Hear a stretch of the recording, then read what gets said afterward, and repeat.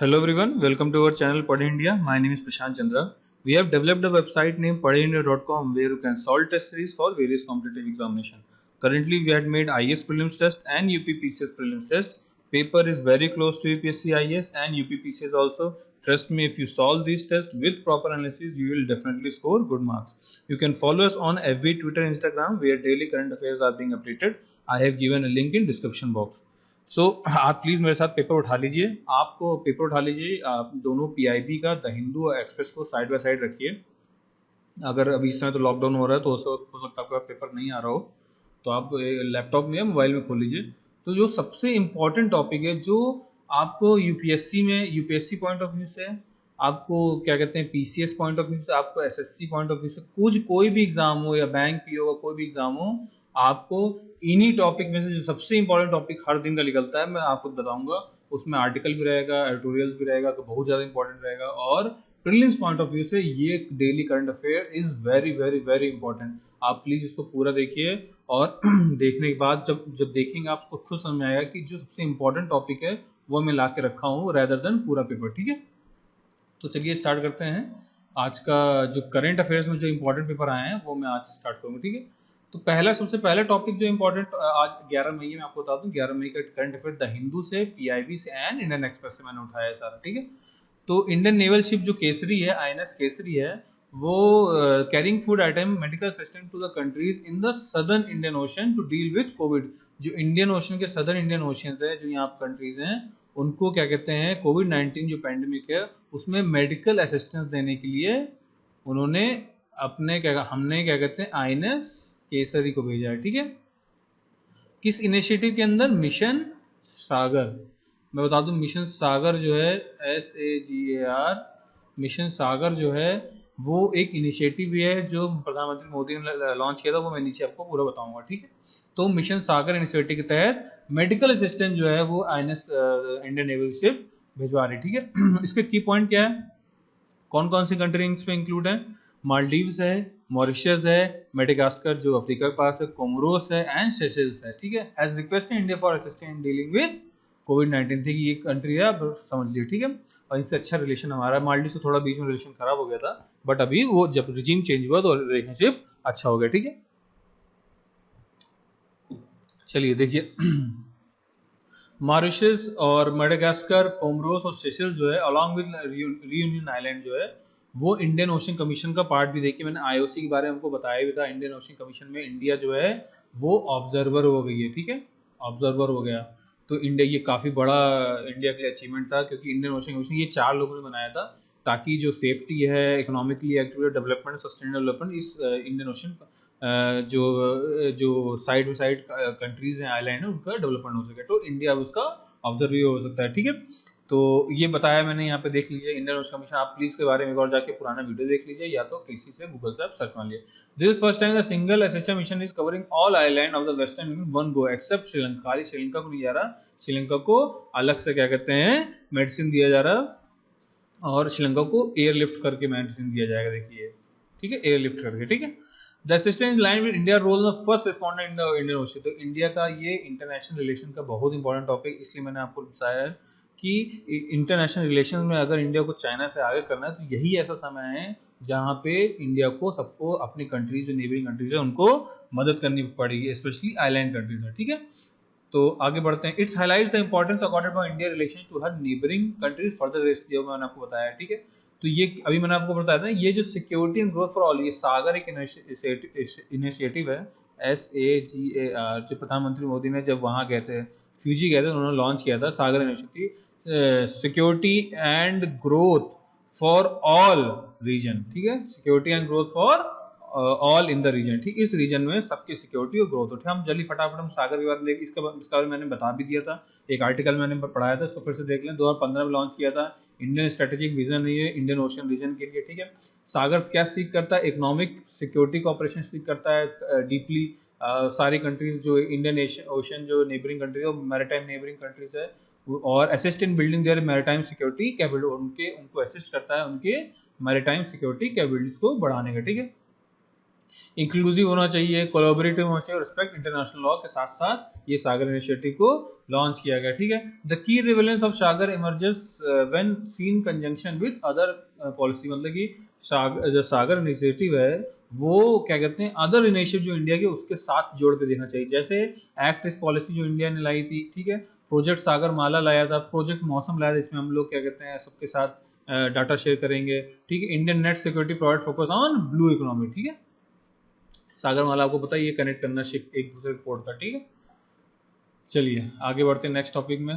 देखिए ये टॉपिक बहुत इंपॉर्टेंट है। रजिस्ट्रार जनरल ऑफ इंडिया में बता दूं ये मिनिस्टर ऑफ होम अफेयर्स के अंदर था, आरजीआई। ठीक है, इसके बारे में रजिस्ट्रार जनरल ऑफ इंडिया के बारे में आप प्लीज जाके गूगल में एक बार अच्छे से इसको पढ़ लीजिए। ठीक है, बाकी मैं इसका वीडियो बनाऊंगा आगे सैंपल जो है, लेकिन इसके बारे में आप पढ़ लीजिए। ठीक है, हैज डिलीट इन्होंने अभी क्या कहते हैं रजिस्ट्रार जनरल ऑफ इंडिया ने बर्थ रेट का डाटा, डेथ रेट का डाटा और इन्फेंट मोर्टेलिटी, किसका किसका data, birth rate, death rate और आईएमआर इन्फेंट मोर्टेलिटी रेट का 2018 तक का डाटा ये क्या कहते हैं निकाला है इस किसमें अपने सैंपल रजिस्ट्रेशन सिस्टम के तहत। ठीक है, एक इनका टेक्निक है निकालने का, इसको हम कहते हैं सैंपल रजिस्ट्रेशन सिस्टम। ठीक है, अब देखो ये कैलकुलेट किया है पर थाउजेंड, मतलब कि हर बर्थ रेट, डेथ रेट और आईएमआर जो है पर थाउजेंड से हम लोग करते हैं। ठीक है, मतलब कि जैसे मान लो बर्थ रेट पर थाउजेंड, उसी तरह डेथ रेट पर थाउजेंड, उसी तरह आईएमआर का भी। ठीक है,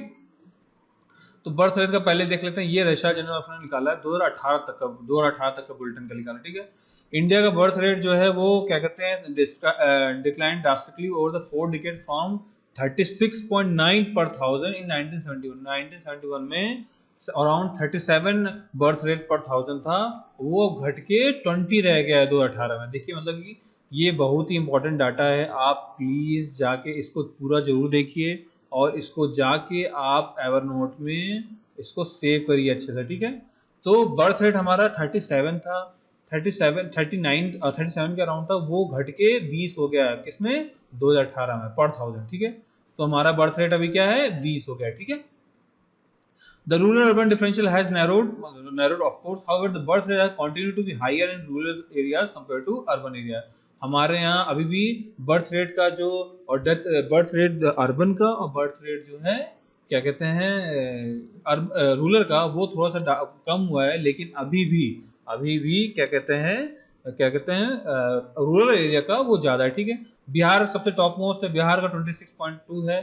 बिहार का मैं यहाँ लिख देता हूँ क्या है, 26.2 है।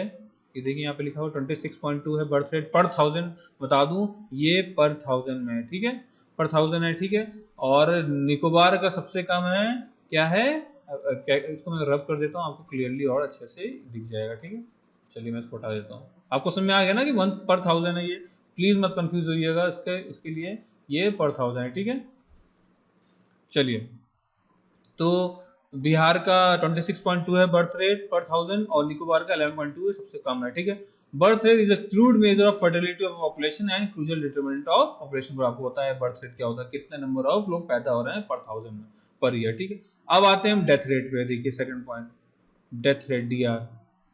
ठीक है, तो डेथ रेट क्या देख लेंगे, डेथ रेट में हम लोग डेथ रेट का कहते हैं लास्ट 4 डिकेड में 14.9 था 1971 में, वो घट के अब कितना हो गया 6.2 2018 में।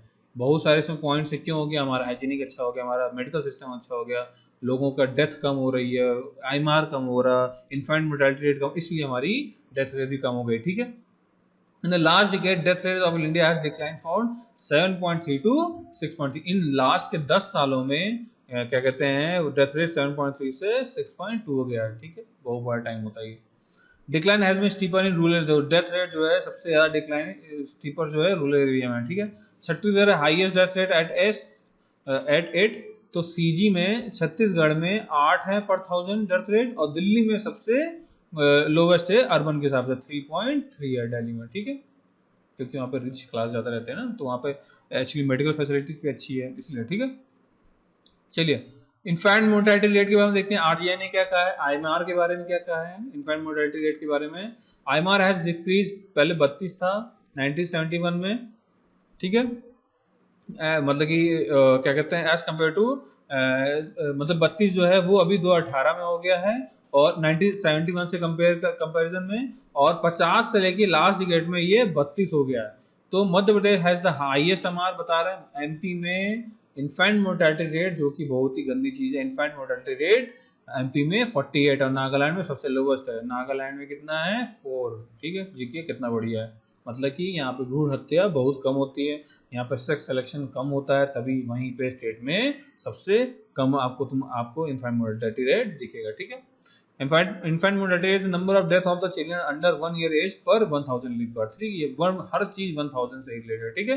तो हमारा इन्फेंट मोर्टेलिटी रेट अभी 32 आ गया, ठीक है। तो ये चीज था, आपको प्लीज इसको जाके अच्छे से रट लीजिए, इसको बहुत डाटा कीजिए, बहुत ही इंपॉर्टेंट डाटा है ये, हर जगह आपको काम आएगा, ठीक है, हर टॉपिक में लगभग, ठीक है। चलिए, प्राइम मिनिस्टर जी ने अभी क्या कहते हैं गोपाल कृष्ण गोखले के 154th बर्थ एनिवर्सरी में उनको विश किया है, तो ये बहुत ही इंपॉर्टेंट होगा, ठीक है। गोपाल कृष्ण गोखले सबसे greatest, one of the greatest social reformer थे, एजुकेशनिस्ट थे, हु प्रोवाइडेड एग्जाम्पल लीडरशिप, जो कि इंडियन फ्रीडम मूवमेंट में उन्होंने काफ़ी योगदान दिया, ठीक है। इनका जल्दी से फटाक से हम देख लेते हैं, उनका बर्थ कहाँ हुआ था, 1866 में 9 मई को हुआ था, कोटलुक विलेज में हुआ था, प्रेजेंट डे महाराष्ट्र में है, ठीक है। आइडियोलॉजी क्या थी, सोशल एम्पावरमेंट करना, उनको एक्सपेंशन बढ़ाना एजुकेशन का, स्ट्रगल फॉर फ्रीडम उनका था, उनका आइडियोलॉजी था, और rejected the use of reactionary and, देखिए वो रिवॉल्यूशनरी वेज के खिलाफ थे, ये सबसे इंपॉर्टेंट टॉपिक है कि जीके गोखले जो है वो रिवॉल्यूशनरी वेज के खिलाफ थे।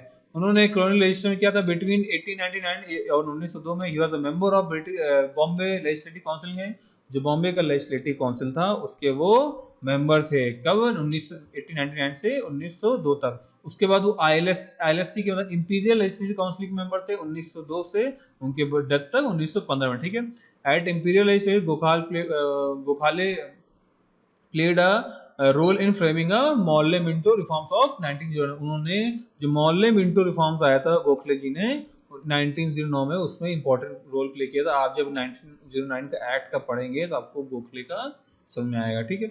उनका रोल क्या था आईएनसी में, देखिए यहाँ फटाफट देख लेते हैं हम। वो मॉडरेट ग्रुप से जुड़े थे, एक मॉडरेट था, एक एक्सट्रीमिस्ट ग्रुप था, आपको बता दूं। तो मॉडरेट ग्रुप जो था वो सरकार के साथ चलना चाहता था, इसलिए देखिए वो जो है लेजिस्लेटिव काउंसिल के मेंबर थे। वो बोलते थे हम पार्लियामेंट के अंदर, लेजिस्लेचर के अंदर रह के इंडिया का फ्रीडम दिलवाएंगे और चेंज करेंगे, ठीक है। और वो बनारस के सेशन के प्रेसिडेंट बने 1905 में, ये बहुत इंपॉर्टेंट है। गोखले जी बने 1905 में क्या कहते हैं आईएनसी के प्रेसिडेंट, ठीक है। कहाँ पे, बनारस में, वाराणसी के आस, ठीक है। तो देखो there was a time there bitter differences had risen between moderates, मैं आपको बता चुका मॉडरेट और एक्सट्रीमिस्ट में 1906 के आसपास क्या कहते हैं बहुत सारा क्या कहते हैं ये डिफरेंसेस राइज हुआ था। और लाला लाजपत राय और Bal Gangadhar Tilak among the others, the two faction split at the Surat session 1907। तो 1907 में सूरत सेशन में दोनों अलग हो गए, कहते हैं दो सेशन में बढ़ गए, ठीक है। आईएनसी एक एक्सट्रीमिस्ट ग्रुप में और एक मॉडरेट ग्रुप में, ठीक है।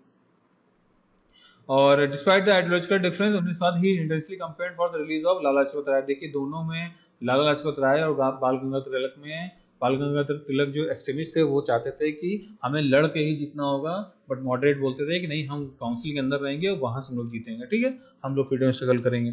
तो भले ही उनका कहते हैं आइडियोलॉजिकल डिफरेंस था, लेकिन उन्होंने मदद की थी लाला लाजपत राय के क्या कहते हैं जीतने के लिए, उनको इम्प्रिजमेंट में उनके लिए कैंपेन किया, ठीक है। हुआ लाला लाजपत राय जो है मंडली में इनको म्यांमार जेल भेज दिया था। रिलेटेड सोसाइटी अदर वर्क्स, सबसे इंपॉर्टेंट है, ये क्वेश्चन आता है प्रीलिम्स में कि उन्होंने सर्वेंट सोसाइटी ऑफ इंडिया 1905 में बनाया था, बहुत इंपॉर्टेंट है, वेरी वेरी वेरी इंपॉर्टेंट, ये क्वेश्चन में आता है। सर्वेंट सोसाइटी ऑफ इंडिया किसने बनाया था, गोपाल कृष्ण गोखले ने बनाया था, ठीक है। सार्वजनिक सभा जनरल उन्होंने स्टार्ट किया था, ये भी बहुत इंपॉर्टेंट है, ठीक है। उन्होंने एसोसिएट एक्चुअली गोविंद रानडे में चालू किया था, लेकिन उसके साथ वो एसोसिएट थे, ठीक है।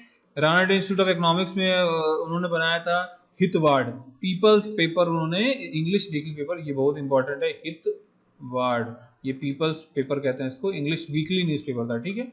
और वो सबसे इंपॉर्टेंट चीज है, वो he was a mentor to Gandhi, ठीक है। As a liberal national he regarded by Gandhi as its, Gandhi ji के वो क्या थे, पॉलिटिकल गुरु थे, ठीक है, पॉलिटिकल गुरु थे, ठीक है। और गांधी ने गुजराती में उनके नाम डेडिकेटेड किया, वो धर्मात्मा गोखले, उनको धर्मात्मा गोखले भी बोला, ठीक है। तो आप लोग, मुझे लगता है कि इससे ज़्यादा पढ़ने की जरूरत नहीं है, आप हिस्ट्री में जाएंगे तो यही मोटा मोटा आपको समझ में आएगा, तो आप प्लीज़ इसको पॉज करके अच्छे से एक बार पढ़ लीजिएगा, ठीक है। चलिए आगे बढ़ते हैं। रिसेंटली द रिसर्च सेंटर इमारत आरसीआई जो है has developed automated contactless UVC short wavelength ultra right, जो अल्ट्रा वायलेट लाइट का एक मशीन बनाई है जो कि कहते हैं वेवलेंथ फेंकता है 200 से लेके 280 नैनोमीटर से, ठीक है। सैनिटाइजेशन कैबिनेट मतलब ऐसे कैबिनेट बनाया, देखिए यहाँ पे कैबिनेट रखा हुआ है, ये देखिए ये कैबिनेट है, इसके अंदर आप अपना मोबाइल रख दीजिए, इसके अंदर आप अपना कहते हैं कुछ भी पर्स आईपैड लैपटॉप कुछ भी रख दीजिए, एक बार अंदर बंद कर देंगे तो ये जो है इसको सैनिटाइज कर जाएगी। इसमें क्या यूज होता है, यूवी रेज होता है। कौन सी वेवलेंथ है, 200 से लेके 280 नैनोमीटर का, ठीक है। यहाँ देखिए मैंने इसको लिखा हुआ है, ठीक है। और एक यूवीसी करेंसी का सैनिटाइजर जो है इसको कहते हैं नोट्स क्लीन, किसने बनाया है, आरसीआई, ठीक है। आरसीआई कहाँ है, ये हमारे हैदराबाद में सिचुएटेड है, आपको बता दूं एयरपोर्ट के पास पड़ता है ये, ठीक है। हाँ, तो ये डीआरडीओ का एक डिफेंस प्रीमियर लैब है, ठीक है, डीआरडीओ का एक प्रीमियर लैब भी है, ठीक है। चलिए आगे बढ़ते हैं, देख लीजिए इसको, ये सैनिटाइजर है, इसको आपको खाली रटना है, नोट्स क्लीन और एक अल्ट्रावायलेट, ये ड्रूव्स करके डिफेंस रिसर्च अल्ट्रावायलेट सैनिटाइजर, ये ड्रूव्स है डिफेंस रिसर्च, तो मैं शॉर्ट फॉर्म लिख देता हूँ, DRUVS। ये किसने बनाया, आरसीआई ने, डीआरडीओ के अंदर, और एक नोट्स क्लीन है जो नोट्स को साफ करने के लिए, ठीक है। देखिए mobile phone iPad laptop currency note checklist और चालान को कर सकता है। कॉन्टैक्ट ऑपरेशन है, वो जाओ अंदर डालिए अपने आप हो जाता है। इस proximity search centre club with operation dryer अपने आप खुल जाता है, आप डाल दीजिए वो बंद हो जाएगा, उसके बाद जो है वो आपको साफ करके देखिए नोट्स क्लीन भी बनाया है, ठीक है। ये बैंक में काफ़ी काम आ सकता है, ठीक है। चलिए आगे बढ़ते हैं। इलीसा टेस्ट, इलीसा टेस्ट का फुल फॉर्म क्या है, देखिए इलीसा काफ़ी इंपॉर्टेंट टेस्ट आता है, ये आप जब साइंस एंड टेक पढ़ेंगे तो बहुत अच्छे से इसका समझ में आएगा आपको।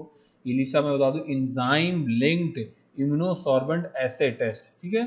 इंजाइम लिंक्ड इम्यूनोसॉर्बेंट एसे मतलब कि इलीसा टेस्ट मोस्टली जो है वो एचआईवी को फाइंड आउट करने के लिए पाया जाता है, एचआईवी का। लेकिन हमारे national institute of virology Pune में जो है उन्होंने एलिसा टेस्ट को क्या कहते हैं, एक ऐसा ऐसे तैयार किया है जो कि एंटीबॉडीज डिटेक्ट कर लेगा, एंटीबॉडीज डिटेक्ट करेगा, किसको पहचानने के लिए, कोविड-19 के लिए, ठीक है। कि उसमें जो सार्स कोरोना वायरस 2 मतलब कि सार्स कोरोना वायरस 1 सार्स को कहते थे, कोविड 2 को कोविड-19 कहते हैं, ठीक है। ये आप डिफरेंस याद रखिएगा, ठीक है। Has developed the response in infection to SARS corona virus, ठीक है। क्या डिटेक्ट करेगा, एंटीबॉडीज डिटेक्ट करेगा, ठीक है। एलिसा रूटीनली यूज है कहाँ पे, एचआईवी इन्फेक्शन होता है। मैं आपको बता दूं एलिसा टेस्ट बहुत ही इंपॉर्टेंट टेस्ट है एचआईवी इन्फेक्शन के लिए, ठीक है। The test will detect IgG in antibodies present in blood sample, ठीक है। अभी किट कहाँ, मुंबई में चल रहा है, has high sensitive accuracy beside it has advantage of testing 90 sample together in a single run of 2.5 घंटे में ये 90 सैंपल एक साथ टेस्ट कर सकते हैं, अभी मुंबई में चालू रखा गया, ठीक है। और this is first time India has developed an indigenous ELISA test for corona, India का ये पहला इंडिजिनियस एलिसा टेस्ट होगा जो कि कोरोना वायरस को डायग्नोस करेगा, ठीक है। ये बहुत इंपॉर्टेंट पॉइंट है, आप प्लीज इसको रट लीजिएगा, ठीक है। While ELISA test for corona virus has already available in other countries, procuring in large number may be challenge. हालांकि एलिसा टेस्ट जो कोरोना वायरस को चेक करता है वो बाकी कंट्रीज में है, लेकिन उसको इंपोर्ट करने में काफ़ी महंगा है, और क्या कहते हैं, तो इसलिए इंडिया ने खुद का इंडिजिनस बनाया है नेशनल इंस्टीट्यूट ऑफ वायरोलॉजी ने, ताकि जो हमारा फॉरेक्स रिजर्व जो है वो ज़्यादा खर्चा ना हो, हमारे डॉलर ज़्यादा खर्चा ना हो, हमारे पास पैसा सेव रहे, इसलिए क्या कहते हैं हमने इंडियसली डेवलप किया है, ठीक है। तो एनआईवी ने डेवलप किया है, ठीक है। रैपिड एंटीबॉडी टेस्ट टाइप का है, from where China has found unreliable, मतलब कि देखिए आपको पता होगा राजस्थान में मैं लिख देता हूँ, rapid antibody test, rapid antibody test Rajasthan में यूज हो रहा था, राजस्थान ने मना कर दिया, क्यों, उसके 5% एक्यूरेसी कहाँ से आ रहा था, समझ लीजिए वो चाइना से आ रहा था, कि चाइना का माल वैसे भी ज़्यादा दिन टिकता नहीं है। तो यहाँ भी एक्चुअली यही हो रहा था कि वो सिर्फ 5% क्या कहते हैं 5 से लेकर 70% तक खाली एक्यूरेसी दे रहा था, तो इंडिया ने अपने आप खुद एलिसा टेस्ट जो क्या कहते हैं एक्यूरेसी देता है 90 सैंपल एक बार 2.5 घंटे में देता है, तो वो रेदर देन ज़्यादा बेटर है, ठीक है। प्रिंसिपल ऑफ स्ट्रिक्ट, चलिए अगले टॉपिक चलते हैं, principal of strict liability versus absolute liability. देखिए अभी आपको आपने अगर वाइजैक ट्रेजेडी नाम का अगर आपने वीडियो नहीं देखा है हमारा, प्लीज़ जाके देखिए, मैंने अलग से वीडियो बनाया है कि वाइजैक में हुआ क्या।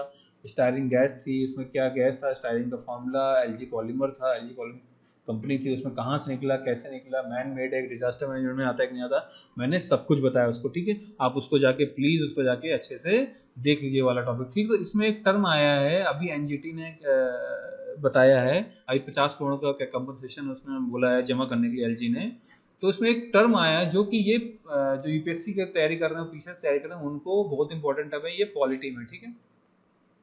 Principal of strict liability versus absolute liability, ठीक है। एनजीटी ने अभी ऑर्डर किया विशाखापट्टनम गैस एलजी पॉलीमर को कि वो प्राइमा फेसी लायबल है अंडर 19th सेंचुरी, जो इंग्लिश ने बनाया था, principle of strict liability which has made redundant in India by Supreme Court in 1986। देखिए अभी स्ट्रिक्ट लाइबिलिटी का एनजीटी ने एक टर्म यूज किया है जो कि सुप्रीम कोर्ट ने क्या कहते हैं इस टर्म को डाइल्यूट कर दिया था 1986 में। तो हम एक बार देख लेते हैं कि एनजीटी ने ये टर्म यूज किया है, तो उसके बारे में हमको पता होना चाहिए, यूपीएससी या पीसीएस पूछ सकता है मेंस में, ठीक है। स्ट्रिक्ट लाइबिलिटी प्रिंसिपल क्या है?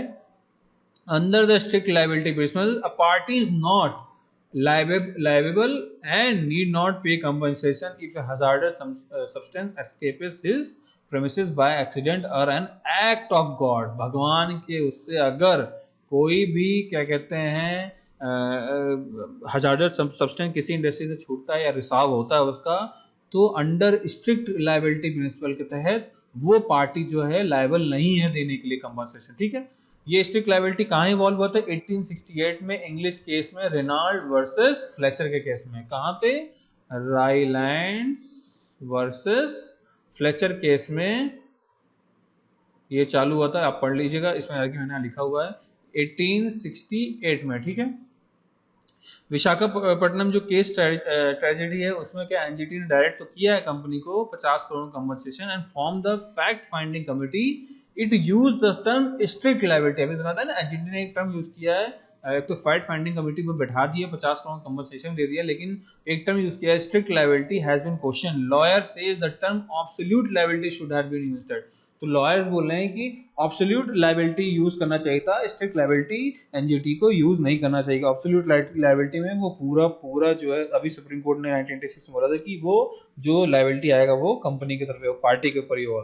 सुप्रीम कोर्ट ने, हमें बता दूं एब्सोल्यूट लाइबिलिटी प्रिंसिपल क्या होता है, चलिए इसके बारे में फटाफट हम देख लेते हैं। सुप्रीम कोर्ट ने बताया था कि ओलियम गैस लीक जब दिल्ली में हुआ था 1986 में, ओलियम गैस लीक केस जब दिल्ली में हुआ था तो फाउंड स्ट्रिक्ट लाइबिलिटी वो फुली इनएडिक्वेट टू प्रोटेक्ट, उन्होंने देखा सुप्रीम कोर्ट ने जो स्ट्रिक्ट लाइबिलिटी प्रिंसिपल है, यहाँ मैं लिख देता हूँ, स्ट्रिक्ट लाइबिलिटी प्रिंसिपल जो है वो क्या कहते हैं सिटीजन्स को प्रोटेक्ट नहीं करता है, तो और सिटीजन को प्रोटेक्ट नहीं करता है in an industrialised economy like India, replace it with absolute liability principle. तो सुप्रीम कोर्ट ने क्या बोला कि ऑब्सोल्यूट लाइबिलिटी प्रिंसिपल को लाओ rather than strict liability principle. Strict liability principle जो है वो सिटीजन के खिलाफ है, वो सिटीजन के इनएडिक्वेटली प्रोटेक्ट करता है, मतलब कि अच्छे से एडुकेटली प्रोटेक्ट नहीं करता है।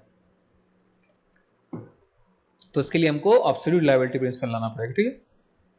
Under the absolute liability principle the apex court held that companies in a hazardous industry can not claim any compensation. कोई कंपनसेशन कंपनी अपने आप पे मांग नहीं सकती अगर उनका कोई कुछ होता है। इट हैज मैंडेटली पे कंपनसेशन, आपको कंपनसेशन पे करना पड़ेगा वेदर और not disaster caused by it's, चाहे वो डिजास्टर एक्ट बाय गॉड हो या डिजास्टर उनके नेग्लिजेंस से नहीं है तब भी उनको देना है। The principle of absolute liability is a part of right to life. ये देखिए कितना इंपॉर्टेंट पॉइंट है, जो आर्टिकल 21 है राइट टू लाइफ का, उसका एक हिस्सा है आर्टिकल 21, ठीक है, उसका उसमें आता है ऑब्सोल्यूट लायबिलिटी जो है उस प्रिंसिपल जो है उसमें आता है, ठीक है, आर्टिकल 21 राइट टू लाइफ में आता है, ठीक है। तो आप समझ गए होंगे कि ऑब्सोल्यूट लायबिलिटी प्रिंसिपल क्यों इंपॉर्टेंट है। आप इसको प्लीज पॉज करके देखिए, बहुत बहुत बहुत इंपॉर्टेंट टॉपिक है यूपीएससी पॉइंट ऑफ व्यू से, ठीक है। चलिए नेक्स्ट चलते हैं। देखिए आईएमडी ने अब start mentioning the areas Pakistan और कश्मीर के जो है पीओके का, गिलगित बल्तिस्तान और मुजफ्फराबाद जिसका कैपिटल है, उनका रीजनल फोरकास्ट बुलेटिन अब अपने साइट में देने लगा है as a part of Jammu Kashmir meteorological sub division. Jammu Kashmir का जो मेट्रोलॉजिकल सब डिवीजन है उसमें अब पीओके का भी आएगा, ठीक है। ये इंडिया ने बोल दिया अभी, ठीक है, IMD ने बोला, ठीक है। दो IMD has mentioning POK areas in national forecast, अभी तो नेशनल फोरकास्ट में दे रहा था for 6 months after Jammu Kashmir bifurcation last year, its regional forecast started specifying the areas explicitly in bulletin from May 5। पहले तो वो नेशनल एरियाज में देख रहा था जम्मू कश्मीर और POK का कर रहा था, लेकिन अब स्पेसिफिकली वहाँ के जो रीजनल एरियाज हैं POK के, गिलगित बल्तिस्तान और मुजफ्फराबाद कैपिटल के, अब वो अपने बुलेटिन किसके द्वारा, किसके रीजन में, Jammu Kashmir meteorological sub division में वो देगा, ठीक है। क्यों दिया है इंक्लूजन ऑफ मुजफ्फराबाद और गिलगित बल्तिस्तान का? क्योंकि पाकिस्तान के हाई सुप्रीम कोर्ट ने वहां पे अलाउ कर दिया इलेक्शन में, गिलगित बल्तिस्तान के इलेक्शन में फेडरल इलेक्शन अलाउ कर, जबकि वो ऑटोनोमस रीजन, वहाँ का खुद इलेक्शन होता है, वहाँ के लोग खुद कंडक्ट करते हैं, लेकिन अभी वो फेडरल कलेक्शन चालू करवा दिया है सुप्रीम कोर्ट ने, जो कि इंडिया ने स्ट्रांगली डिमांड्स भी दिया था वहाँ के उसको, और प्रोटेस्ट भी किया था, ठीक है। POK क्या है देखिए, अनलॉफुल इंडिया की जो territory POK, Pakistan occupied Kashmir है, उनको आज़ाद कश्मीर कहते हैं, हम लोग POK कहते हैं, ठीक है। वो उन्होंने कंट्रोल किया है 1947 में, जब लड़ाई हुई था उन्होंने कंट्रोल किया है। ट्रांस काराकोरम ट्रैक्ट कंप्राइजिंग सक्शागाम, सक्शागाम को बता दूं ये अब चाइना के पास में है, जो चाइना को दे दिया था पाकिस्तान ने, from Baltistan and Raskam from Gilgit, and Pakistan ceded to China in 1963 को दे दिया था, ठीक है, POK का, ठीक है। China compromise to assist Pakistan building in Karakoram highway पे ऑफ, वहां से इसी बल्तिस्तान से यहाँ बना, मोटा मोटा मैं बना दिया, जो बल्तिस्तान एरिया है इसी से CP-ECB इनका पहुंचता है, चाइना पाकिस्तान इकोनॉमिक कॉरिडोर भी यहाँ से जाता है, तो इसलिए इंडिया इसको हाईली ऑब्जेक्ट करता है, ठीक है। चलिए स्मॉल पॉक्स के बारे में देख लेते हैं। अभी स्मॉल पॉक्स में क्या है कि वर्ल्ड हेल्थ ऑर्गेनाइजेशन ने, UN ने भी, पोस्टल एजेंसी ने रिलीज किया है, एक स्टैम्प किया है जिसमें 40th anniversary of eradication of small pox का किया है, जो हमने 40 साल हो गए स्मॉल पॉक्स को इरेडिकेट करते हुए, ठीक है। जल्दी से देख लेते हैं किसके कारण होता था। ये इन्फेक्शियस डिजीज है caused by one of the two virus variant, variola major और variola minor, ठीक है, variola major and variola minor, ये आप रट लीजिए, आ सकता है UPSC में, प्रीलिम्स में, या तो PCS प्रीलिम्स, SSC में, किसी में आ सकता है, SSC में तो बहुत ही आता है, ठीक है। ट्रांसमिशन क्या होता है, spread from one, it is very contagious, transmission from 1% one other person. क्या है इसका सिम्टम्स, क्या होता है, फीवर आता है, वॉमिटिंग आता है, formation of sores in mouth, mouth में सोर्स होता है, स्किन रैश होता है, और skin rash turn into characteristic fluid filled bumps with dent in the centre, मतलब कि इसमें पस भर जाता है, क्या कहते हैं, रैशेस में भी, ठीक है, जैसा चिकन पॉक्स टाइप होता है, हल्का हल्का वैसे, लेकिन इसलिए बहुत ज्यादा तगड़ा होता है।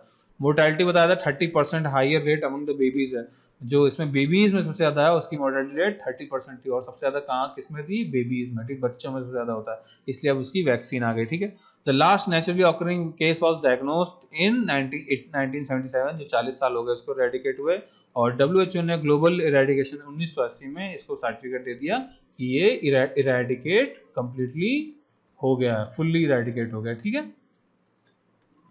सो गाइस प्लीज आप पॉज करके इस वीडियो को सारा देखिए, और प्लीज हमारे चैनल को सब्सक्राइब करिए, प्लीज पढ़ेइंडिया.com में जाइए, मैं यहाँ लिख देता हूँ, पढ़ेइंडिया.com में जाइए, आपको वहाँ पे बहुत ही टेस्ट, जो UPSC के टेस्ट अभी हमने बनाया है, अभी हमारे SSC को भी लाने जा रहे हैं हम लोग, UPSC का और PCS का टेस्ट अवेलेबल है, बहुत ही नॉमिनल कॉस्ट में, प्लीज जाकर उसको लॉगिन करिए, टेस्ट लगाइए, बहुत ही अच्छे टॉपिक टेस्ट हैं, और very closely related to UPSC exam and PCS also.